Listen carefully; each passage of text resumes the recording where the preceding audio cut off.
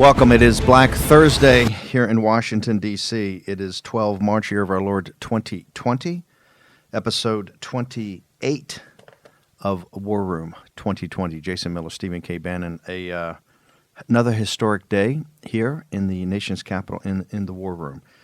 We have over 3.6 million downloads. We're live on the John Fredericks Radio Network, on Salem Broadcasting, on AmericasVoice.news, the streaming service of the Trump Revolution, and that is now Dish Network, Channel 219. Also on FM 99.1 in Chicago and 103.9 in the Chicago suburbs. Jason Miller, a historic night. The President of the United States addressed only for the second time the nation on from the Oval Office. It was a speech to talk about actions he's going to taking here and also internationally. I think in constructive criticism, the global capital markets did not salute. We've had essentially a meltdown of global financial markets starting immediately at the end of the speech last night. The Nikkei stock exchange in Japan down, Hong Kong 5% hit what they call limit down, where you can't trade anymore. Oil down $6, and we've had a historic negative open to the New York Stock Exchange. Went to limit down immediately, almost upon trading.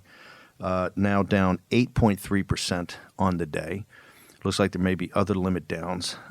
Essentially, what they heard was not the kind of coordinated effort that they're looking for, coordinated effort between the G7 nations to make sure that we stay in a kind of financial distress. The G7, that would be many of the European EU countries, are slipping into recession.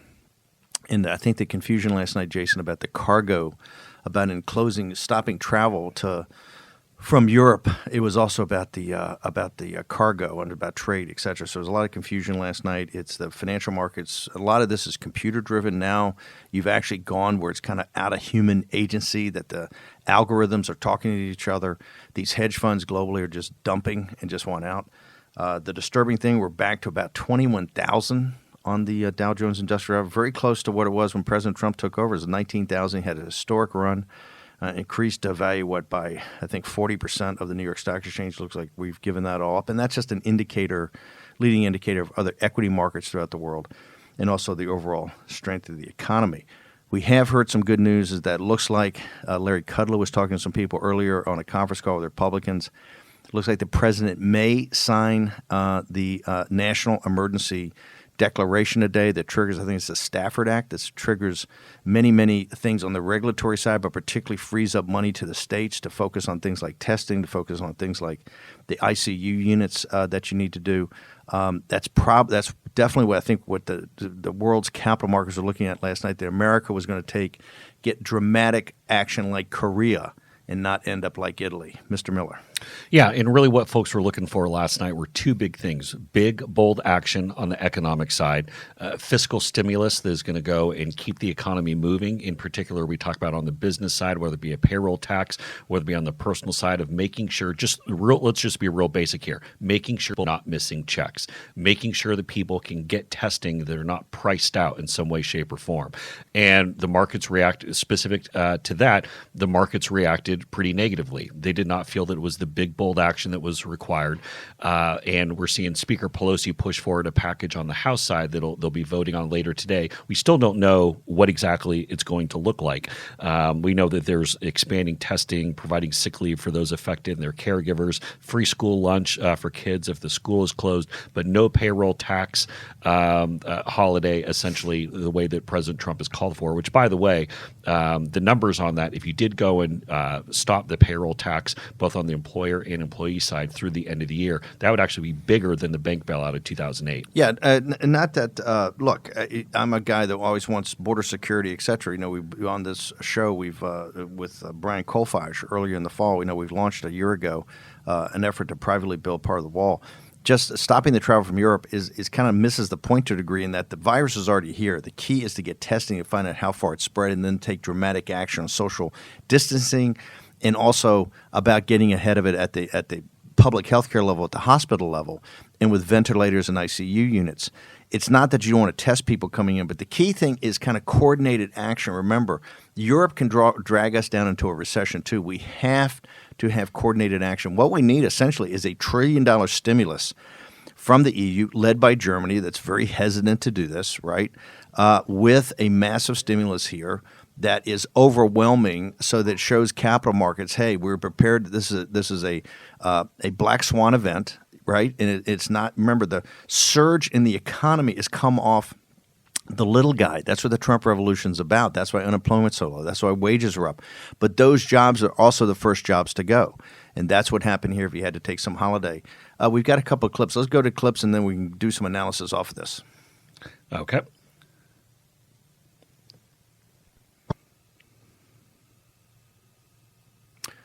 We're getting that clip. It sounded like a kind of a federal blueprint of what should be done policy-wise. Can you talk about that? $500 billion immediate 30-year treasury by the federal government to be able to make sure that none of our essential industries stop. You know which ones. No need to point them out. They can do that today. Obviously, there's a huge amount of money available. We do need something like what Tom Friedman was talking about, which is President Trump huddling with the Democratic Party, trying to figure out what to do. Secondly, the federal government should not be taking any money in whatsoever from any major company, so the major companies can have the cash flow. Also with individuals, so that they can have the cash flow. There's no need for the federal government to take any money in right now. Print the darn money. And then finally, we have to make sure that our, let's just say that when we have a situation where a company is going to be very strapped and go under, that company has to be able to tap the Treasury right now. It wouldn't be surprised if even the federal government, maybe through the Federal Reserve, has to buy corporate bonds. So that was Jim Cramer on CNBC. With these are dramatic actions, but this are the types of things. Not saying that's a perfect plan, but these are the types of bold actions that you're trying to get in front of it. And essentially, what Cramer's saying, that the federal government, as the lender of last resort, has, and he said later, we'll sort it out later, but you have to be there to back up these companies so they can actually make payroll, because now you're in a situation where you may be, because of certain social distancing, right? And you've seen last night the NBA has postponed the season for the rest of the year. These classic, iconic college tournaments, the ACC championship, the Big East up in Madison Square Garden, are not going to play to any audiences. They're talking about the March Madness, no crowds. That means all those ancillary jobs around there are going to go away. And I think that's what Cramer, that was the type of bold action articulated, which, and he said later, it's fairly radical, and not that all this could get through, but that's the type of thing the market wants to see, that you're getting ahead of this thing on the financial and economic side at the same time that you declare a national emergency and ensure that you get ahead of it on the healthcare side. Yeah, absolutely. And we talked about some of the criticism that's come the president's way after last night's speech. There has been some praise for the president's speech as well. Joe Scarborough, who, again, a lot of times we use as our barometer for the political left, for kind of the haters in chief, where they say. Haters.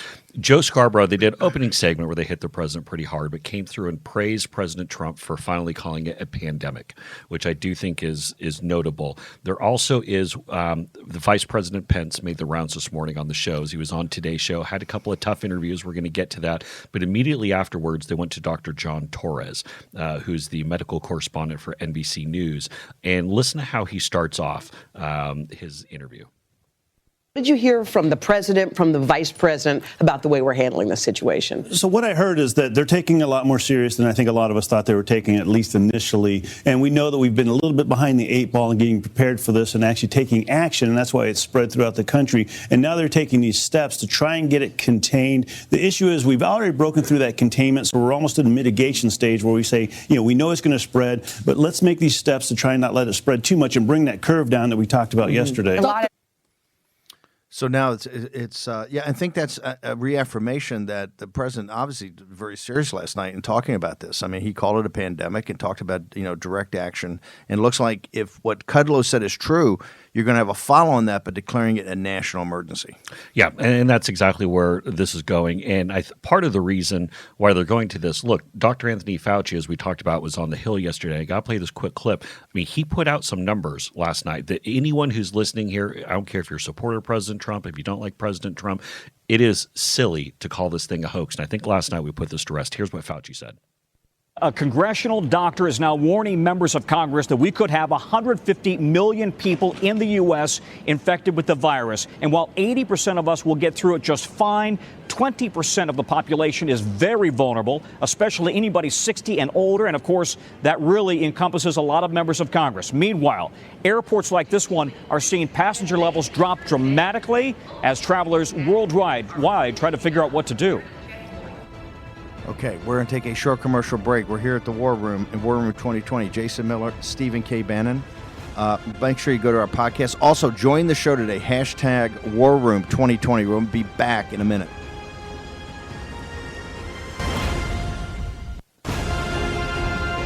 War Room 2020.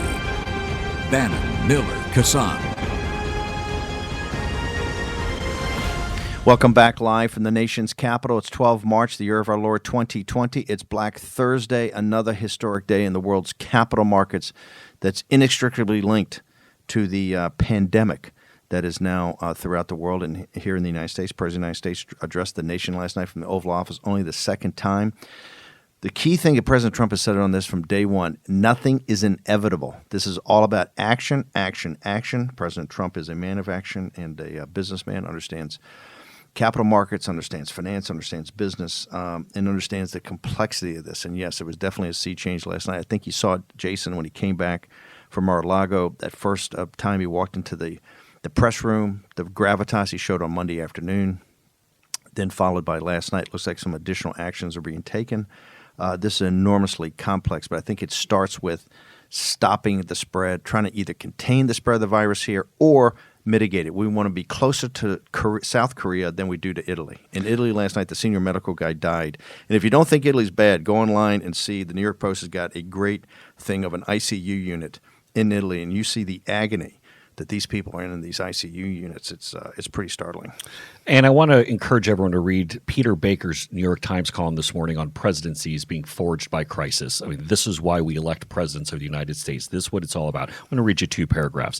The roster of presidents who could not conquer crisis when it arrived is long and inglorious. James Buchanan, who failed to stop the South from seceding. Grover Cleveland, who failed to stem the Panic of 1893. Herbert Hoover, who failed to overcome the Great Depression, etc. But then the next paragraph, but there are others who rose to the occasion, probably none more than Abraham Lincoln, who found his country falling apart when he took the oath, and a calm determination and a willingness to work with rivals in a common cause. Roosevelt took office at the depths of the Depression and likewise projected confidence and took decisive action while still leveling with the American people about the scope of the challenge.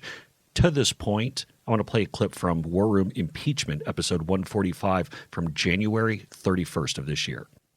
Trying to get caught up here. I tweeted out this morning, worth noting the growing frequency of reporters who traditionally follow the White House and political beats now on bylines for coronavirus stories. Once the impeachment witch hunt is over with, this story will be everything. The rest of the world is already there. A few minutes later, I had one of the big dogs in the media, one of the very big dogs, text me and say, working on a story for this today. This is where it's going to be after we clear the decks on the impeachment witch hunt. This is why last night when we were talking, I said President Donald J. Trump is now a wartime president. This is his moment to lead. This will be the biggest daunting thing facing an American president going back to September 11th. This will be the moment. Yeah, we've got people. As you remember, this is the reason we started the pandemic show, to say, hey, look, this is going to be the most significant thing of not just his administration, really of modern American, not just political history, of history. This thing had come out of China, roaring out of China. It's throughout the world today, and in two areas, Iran and in Italy. You're seeing major meltdowns. In Angela Merkel yesterday, who, I'm no Angela Merkel fan, but she's a PhD in chemistry, very serious person. She said, hey, 70% of the German population could get this. So, and Fauci, I think we got some clips there. But Jason, you absolutely nailed it, wartime president. That's why if you wanted to have somebody who's a man of action, remember Trump, we used to always laugh, Trump time is it's got to be done yesterday. And there's obviously some things here on testing, on the ICU units that have to be done. That's why I think this national emergency, if they declare it the Stafford Act. Let's go to some of the clips. Yeah, I want to go to Dr. Fauci from Capitol Hill yesterday with some pretty stark numbers. The flu has a mortality of 0.1%. Sure. This has a mortality of 10 times that. That right there is what is terrifying, guys. So that, and by the way, I'm doing some more research on this flu thing. I think the flu thing at 0.1% is high, right? Because I think that's an administrative checkpoint. When people die in hospitals, they check off pneumonia, right? That's so the common flu. I ask everybody, give me the name of give me the name of every person you know that's died of the flu. I haven't gotten one person to respond yet. Hashtag #WarRoom2020. If you know somebody's died of the flu, just general flu, let us know, because it's not that many, right? It's an administrative thing. That's why this thing is deadly, and you have to get the testing right. Let's talk about that for a second. I know Vice President Pence got a little jammed up today on the morning shows, but before we play that clip, walk me through, Jason, not just the messaging, this thing about the testing, because it's twofold here. You got to test to find out the spread of it, so you can start to isolate and quarantine people. Then you got to get ahead of the public health thing, which is the ICU units, the ventilators, the nurses, all that. What are you doing? Given where we are, given that this bold action did give us some time, right? Shutting down travel from China, doing quarantines that no president had done. It looks like whatever happened, it didn't quite click on this testing. What do you do now? Right. And look, this is one of the very first things that Dr. Hatfield said, was that the key why President Trump's early declaration on the travel ban with China and some of the other, the quarantine, the dynamic measures that he took early on, he said the single biggest takeaway on that was it was the wake-up call to local hospitals, first responders, community health professionals, that your community could pop up. It could be he was talking about, what was it, Salinas, Kansas, or Fort Dodge, or wherever in Kansas. They said that the Spanish flu originated from Haskell, excuse me. So Haskell, Kansas, that it's the Haskell, Kansases of the world that are really on the front lines of this. And then that was very prophetic, because then we found that Kirkland, Washington became the ground zero for this, where it started to pop up. So the issue here is that we basically have 50 decentralized systems on healthcare as far as reporting. CDC information, they get everything for all positive cases of something like coronavirus, just as they have with all these. But what they typically record or hear all the false tests, or hear where people test. So the question that the vice president kept getting jammed up on this morning was, how many tests have been conducted? Well, that's not the metric that they do it, because what they want are the people who test positive for it. And the media just won't let that go. That, and the fact of anecdotal evidences or examples of where people haven't been able to get tests. That's where they keep hitting them. But let me go and play the clip with Savannah Guthrie this morning on Today's Show. Let's talk about testing. There's no catching up to this, or even trying to slow it if you don't test. South Korea, whose onset was roughly around the same time as the U.S., is testing roughly 15,000 people a day, and says it's tested more than 100,000 people overall. Every indication is that the U.S. has not tested anywhere near that number of people. Why not? Well, from early on in this effort, we've been addressing the testing issue. We made changes through the FDA that allowed for state labs and university hospitals and hospitals to engage in testing. And I'm pleased to report every state lab in America can do testing now. Many university laboratories are doing it. Washington State, the University of Washington, is doing extraordinary work. But we are literally working hour by hour to expand the testing. And we think the key, Savannah, is going to be what we call commercial laboratories like LabCorp and Quest, who are already spinning up production at the president's direction last week on tests that can be available on a broad basis in the days ahead for the American people. We're making real progress, but rest assured, we're going to continue to drive forward. And but anyone that feels that they may have contracted the coronavirus should call their doctor. Their doctor can contact the state lab and determine where testing can take place today. I think that answer's got to get a lot tighter. Just you got to bang, hit it with. We're out to the commercial labs. The thing they tried with the two-step with the extraction and at the CDC, it's more art than science. It may be a little too complicated. They're into something much more focused, and we got to find the number so you can put it up on the CD site of how many people tested and how many people tested positive. Right, I think is the key thing. I think they'll work all that out. Okay, go to #WarRoom2020. We want to hear your voice. Jason Miller, Stephen K. Bannon will return in just a moment.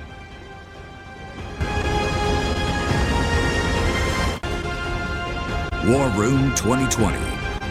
Bannon, Miller, Kassan. Live from the nation's capital, you're listening to War Room 2020. Jason Miller, Stephen K. Bannon. Jason was the senior communications strategist for the 2016 campaign and also for the transition. I am the food and beverage director. Episode 28, we've got over 3.6 million downloads, and we're live throughout the nation on many platforms, including FM 99.1 in Chicago, FM 103.9 in the Chicago suburbs, and AmericasVoice.news, now up on Dish Network, Dish 219. Really honored to be part of the family, along with John Fredericks, our producer, the John Fredericks Radio Network. Okay, I don't normally quote Oliver Darcy, but there was something in the actually CNN today that was quite powerful. Wednesday, March 11th, 2020, that's the day the coronavirus crisis became real for millions of Americans. President Trump addressed the nation. Tom Hanks announced he had tested positive. The NBA suspended its season, and the World Health Organization started the day by declaring it a global pandemic. It's now real. It's not a hoax. It's never been a hoax, and now it's reality starting to set in. Yeah, our way of life has definitely changed. And I want to go through some of the listener feedback comments from last night from the president's speech. One person said, POTUS is presidential tonight. Forget the stock market. Focus on the livelihood of the little guys. Let the task force and medical staff take care of the pandemic. Or staffs, excuse me. Let me just say one thing to people. The folks out there, you got to understand, the stock market, the equity market, the credit markets, those are inextricably linked with your jobs. You can't bifurcate them. It's not you're trying to bail out the rich guys. This is to make sure that companies don't go bankrupt and that payrolls are made. Second one, and they edit it within their tweet, but why the blank would Lindsey Graham and Speaker Pelosi be against the payroll tax? As a middle-class citizen, I need a break. Please come down from your thrones and help us. Thank you, real Donald Trump, the only one who cares. Very powerful. And then we got to play the good and the bad. Yep. Here's one of the problems. I think we have a new scale to rank Trump messaging, from State of the Union to coronavirus. The speechwriter for this Oval Office address should be fired. I wish the War Room was on staff. We need you back in the White House. So that's ranging from the good and the bad, from the sublime to the less sublime. Right. Let's go back to the action items today. I know, Jason, you're someone that's always saying, hey, the way you reframe this, the messaging is one thing, the action's the other, and action will always drive messaging. On the national emergency declaration, right, that is something that, because the staff triggers many things that happen on the regulatory side, how different agencies like FEMA can interact with people, and particularly, I think it's unlocking $40 or $50 billion of additional cash. Yeah, and look, and I do that signing right at 1 o'clock, right when Joe Biden is supposed to give his big speech on coronavirus from Wilmington, Delaware. So I bring the press corps in, I kind of delay it, for a few minutes, and then I have the president go and sign it in front of the press pool. But I think it's also important. Look, Kevin McCarthy said this morning that within the next 24 to 48 hours, Congress will have some kind of package done. We're seeing here in the background on CNBC that Australia just approved an $11 billion coronavirus stimulus package to help get things going. Italy did $25 billion yesterday. Not even stimulus. That was just to get ahead of it. That was their national emergency to get ahead of this. They're going to do a bigger stimulus today. Yeah, and I think what President Trump needs to do on this is, look, Pelosi's going to have this vehicle that's going to be moving. He needs to make clear that he is on board with everything. Okay, Mitch McConnell just said right when you came back that it's an ideological wish list, that Nancy Pelosi's thing is just an ideological wish list. You got McCarthy saying, I want to work there, want to work with her. How do you manage the process? Here's the reality of the situation is that Nancy Pelosi is going to win this one as far as whatever she wants. The House controls the purse strings. We don't have any leverage or negotiating power when it comes to the House. And the optics right now, especially since we've been on our heels regarding the testing issue, we don't have any place to argue. And so we're going to have to give Speaker Pelosi whatever she wants here. But this is where we need to go in and say we need these measures to make sure that the businesses who cut the paychecks can even stay open. Here's because, again, the Democrats don't understand markets or how these companies work. That's why the Jim Cramer thing, by the way, Jim Cramer is a Democrat too, but that's why his thing was so powerful this morning. He was saying, hey, you have the payroll tax cut, but the subtext is you have to make sure the payroll is being met, right? And you also have to make sure people are on the payroll. This is kind of the extraordinary measures you may have to take in this situation. The other thing is about, and we just had breaking news as we came back on, the EU has come out and totally rejected the travel ban, and I hope we find out that they at least gave guys a heads up before the travel ban was announced. Here's why you need coordinated action, the G7, we have to have a massive stimulus from Europe to make sure they do not slide into a recession, because that will drag us into recession. Also, we need a massive stimulus here from the in the United States. In addition, you need coordination. You need coordination on the monetary policy side by the central bank. So today's all about, I also think, coordinated action. Secretary Mnuchin working with the finance ministers, Chairman Powell of the Federal Reserve working with the central bankers to take off anything that don't allow a health crisis to then exacerbate into an economic crisis, then it exacerbates into a financial crisis. Okay, you're listening to War Room 2020.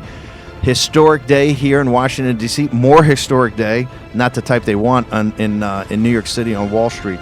We're going to return. Jason Miller, Stephen K. Bannon will be back in just a moment.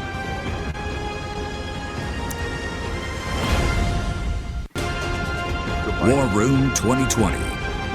Bannon, Miller, Kassan. Episode 28, live, Black Thursday, 12 March. The year of our Lord 2020. Yesterday it became a reality. Today it is a grim reality of the economic and financial crisis that's now layered onto this health crisis. About coordinated effort. EU took this personally, right? They are not happy. They've condemned the move. I think there may be some rethinking of the travel move. Hey, I'm a guy who'll close the border in a second. When he ranked the 50 things you got to do, the virus is already here. You got to get on top of that, right? And you have to, more testing at the airports, et cetera. But we got to have coordinated effort between the G7, the EU, the United States. Has to be coordinated, both fiscal stimulus and monetary policy, to make sure that we don't take what's already a health crisis and turn it into something else. Because now people should understand a lot of this trading, very different than you remember watching the movie Wall Street. A lot of this is done by computers. A lot of this is done by artificial intelligence and algorithms. In fact, I heard many people last night before the president talked that said that the most important audience he was going to be talking to was a collection of computers and algorithms that would look for kind of actions that would be taken. That's just the world we're in, right? And you see a lot of this computer trading, and now you're going to have forced selling, and that's one of the issues. I think the stock market is now kind of calmed down at negative 8% for the day. We're going to see the big thing, I think what Jim Cramer said, is credit availability and companies potentially going bankrupt, and that's what we'll be monitoring here over the next couple of days. So it's the EU, it's the airlines, who is given notification. You just got to coordinate. All this is about communications, open communications, and coordination. Well, I think last night that's where some confusion was caused when the president said that cargo would be included in this, and then they had to clean that up because obviously that would mean trade. That would mean trade. That would be all trade. But I think there's also a lot of confusion too around the UK why they were exempted here, because the UK's cases, for example, popped from like 150 to 550. Or I'm doing rough numbers, right. Literally just with. But this is what Dave Ramaswamy. Remember, one of the things we got in pandemic early on was this concept of exponentiality, exponential growth. That's what if you see the curve in Italy, if you see the curve in England, if you see the curve in South Korea, it's dampening down the curve. These things start to explode, right? And that's where you got to get ahead of it. That's why testing is so important here. But, England is going through. And then about your thing about the travel, England's now, UK is now, you can add up of the 27 nations in the EU, there's probably 10 nations that don't equal where England, the UK is right now. Right, exactly. And one of the things I think it's important to point out, and we talked about how Joe Scarborough had his comments, we've talked about how the vice president did. Last night, John Kasich was on with Don Lemon. And John Kasich, who's usually a hater, Don Lemon, always a hater. John Kasich actually came out and had some pretty positive words for President Trump. I thought what Kasich said was very, very profound. It was very profound. And I got to say, for as much as I've picked on. And he's been a governor and had to deal with emergencies and crises. He's dealt with it. You got to listen to how Don Lemon loses it. And again, he's losing on John Kasich, who's a paid commentator for CNN. Here we go. And I just got to say, if the president came out to calm people's fears, he didn't do a good job of it because they've had to come back and clarify it several times. And this has been going on long enough for them to get it straight. We need straight, accurate information from this president and this administration, and we're not getting it. And I don't understand why you are tiptoeing around it. He came out, gave an address that usually that happens very rarely, and he doesn't get it right. I'm going to tell you, first of all, he read it. And somebody that wrote this, look, I don't want to get. So that's Don Lemon. He gets into, he just keeps. But I think Don Lemon, I think CNN has got to, the way we're going to get through this is everybody's got to take a deep breath, keep calm, and carry on. The American ingenuity is going to get us through here. What President Trump said, Nothing is inevitable. This is all about human agency and human action, but it doesn't help CNN. I mean, we did War Room Pandemic for one reason, to make sure that we got information out there so people could start to make reasoned decisions on actions that are going to have to be taken, even when those actions are quite unpleasant. Nobody wants to shut down the NBA. Nobody wants to do iconic. Look, I went to Harvard. I think it's the first time in 300 years or whatever the university's shutting down, right? You're seeing stuff that hasn't been done in the Great Depression, in the Civil War. I mean, these are pretty dramatic actions because of the potential that this virus has for doing damage. That means that when guys, it's the responsibility of Jeff Zucker and the management at CNN not to have people hysterics, and not certainly to have Don Lemon going off and beating up a guy who is a Trump hater, John Kasich, a paid Trump hater, who I think was laying out the positive. You know, one thing the last 48 hours have certainly been a change in the center of gravity of President Trump and the administration about how they're addressing this. They've had this tremendous working group, et cetera, but now you see it's all hands on deck. There's nothing focused on. This is the thing itself, and we're going to get ahead of this, and we're going to take actions, whether it's an Oval Office address, whether it's calling in the bank CEOs, whether it's calling in the tech CEOs, et cetera. You're seeing action, action, action. And I think with Don Lemon, you can be critical of that action. There's a lot to be critical in that speech last night. There's a lot to offer constructive criticism, and there's a lot to be critical. And guess what? The world's capital markets, they were critical, right? They did not salute. But it doesn't help a guy like Don Lemon to lose it. So, Steve, I want to get your opinion on this regarding Joe Biden. So Joe Biden is going to give this 1 o'clock speech today. We don't know the exact construct. Is this going to be him behind a podium or fireside chat? But this is Joe Biden, who's now the presumptive nominee for the Democratic Party. Bernie Sanders is saying that he's staying in this thing, but he's mathematically essentially eliminated for the most part. If I was Biden, I'd never have that debate on Monday. I'd cancel it. No, he'd cancel it. And that's where Jim Clyburn. He's got to go up. Hey, I'm the shadow president. Okay, thank you very much, Bernie. You know, I'll see you at the inauguration, right? But you're not a guy. It's me and Trump. So with everything that President Trump is doing, the speech last night, Nancy Pelosi in the congressional aid package today, what is the upside for Joe Biden right now, who's really irrelevant in this conversation, and what is the downside for I think that I think he's trying to be relevant, not just to have a Corona address, but also to name his Corona cabinet, and he's going to name some specialists. And what they're going to try to do is be a shadow government. They're going to try to get ahead and criticize everything President Trump's doing. Now, obviously, in pulling the country together, because we got to do this together. That's where I think he could open himself up to criticism. However, I think it's a very fair thing. You and I would do it if we were on the other side, to go forward and have your set of analysis of where you think it could be better. Does he run some of the risk though? Remember when Hillary would put out the list of generals, and here's my 50 listed generals. If he gets too big and it's just a laundry list of people, that I agree. You got to have next to their name. And again, if it's Zeke Emanuel, who's Rahm Emanuel's brother, does that really count? As like is that a counter thing? No, I think people right now in their homes are worried about the health of their family, the health of their community, the health of their company, the health of their job. They don't want to hear any politics, and they don't want to hear any nonsense. What they want to see is action from a unified effort to do this. And that's why I think Pelosi and these people working together over the next 48 hours, like Kevin McCarthy said. And also, so there's a high risk for Biden that if you look like you're trying to politicize it, people are just going to tune you out. We'll be back in a second.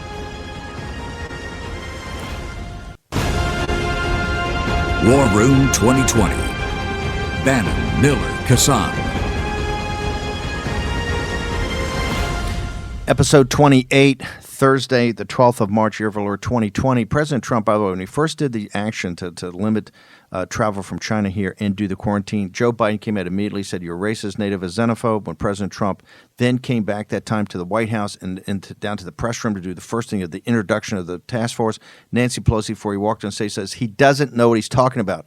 Trump goes, we got to rise above this. This is not partisan. This has got to be coming together. Last night, I thought one of the most powerful parts of the speech was the close, of which he essentially addressed Joe Biden to say, hey, we got to come together now for the good of the country and our citizens and the world. We have to be the indispensable nation in this. We have to rise above it. Do you have that clip? Yep. Here's the president from last night.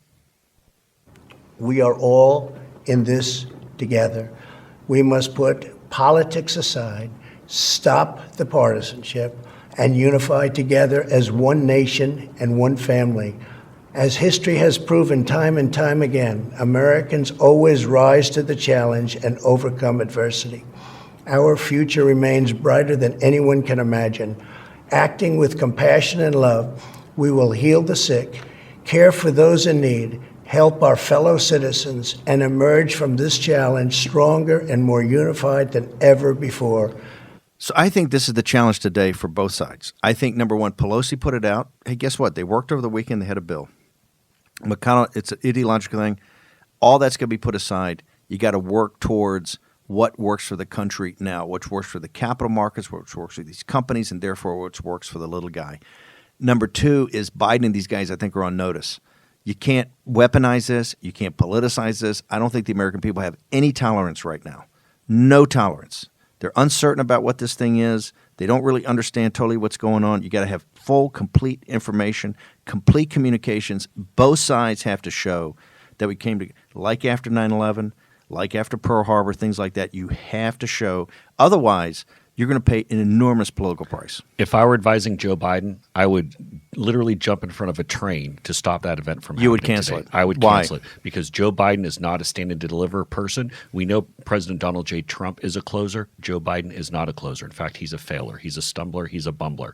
He will go out there and criticize the president. He will put out a laundry list of names that are partisan people like Rahm Emanuel's brother. He'll put out basically the only way to make himself relevant right now. Guys have been on cable TV already just criticizing.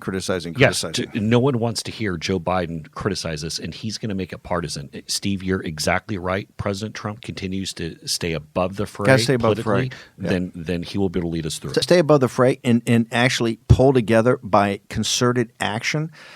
Remember, it's one thing to have a panic. You don't want to have that. What President Trump said, it's always about nothing is inevitable. But you don't want to have ill-informed complacency. Right? And that's been a little bit what's happened so far to certain areas, ill-informed complacency. That's off. He has reframed this. This is his presidency. As you said 6 weeks ago, he's a wartime president. This is his Churchill moment. If he rises to the occasion, which obviously he can, it'll play itself out. And that's why you don't have to worry about it. Keep saying it. Don't worry about the 2020 election. This is it. If you get this right, everything else falls in place. I think we're going to see the next 72 hours pretty intense discussions in the nation's capital. We'll return in a minute with War Room Pandemic.